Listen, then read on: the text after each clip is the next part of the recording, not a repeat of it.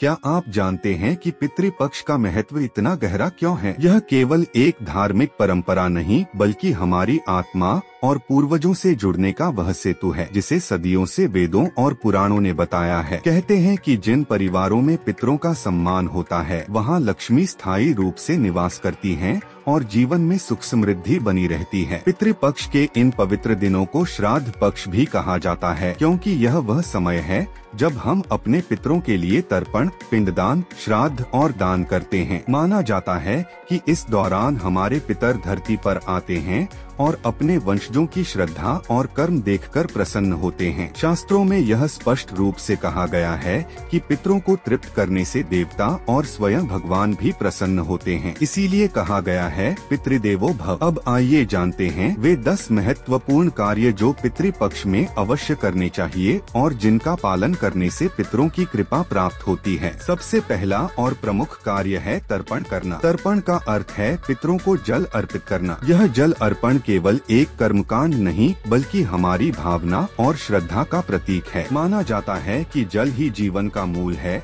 और जब हम जल अर्पित करते हैं तो हमारे पितरों की आत्मा तृप्त होती है। दूसरा महत्वपूर्ण कार्य है पिंडदान करना। पिंडदान में चावल, जौ, तिल आदि से पिंड बनाकर पितरों को अर्पित किया जाता है। यह प्रक्रिया आत्मा को मोक्ष की ओर अग्रसर करती है और पीढ़ी दर पीढ़ी पापों का क्षय करती है। तीसरा कार्य है श्राद्ध करना। श्राद्ध का अर्थ ही है श्रद्धा से किया गया कार्य। इसमें विधि पूर्वक ब्राह्मणों को भोजन कराया जाता है और दान दिया जाता है। यह कर्म पितरों को प्रसन्न करता है और उनके आशीर्वाद से जीवन के सारे कष्ट मिटते हैं। चौथा महत्वपूर्ण कार्य है दान करना। शास्त्रों में कहा गया है कि दान से बड़ा कोई पुण्य नहीं। पितृपक्ष में ब्राह्मणों, साधु संतों या जरूरतमंदों को अन्न, वस्त्र, धन और दक्षिणा का दान करने से पितर संतुष्ट होते हैं और वंशजों की उन्नति होती है। पांचवा कार्य है सात्विक भोजन करना। इस दौरान हमें शुद्ध और सात्विक भोजन ही ग्रहण करना चाहिए। मांसाहार, लहसुन, प्याज और मदिरा जैसे नकारात्मक आहार का सेवन वर्जित माना गया है। ऐसा करने से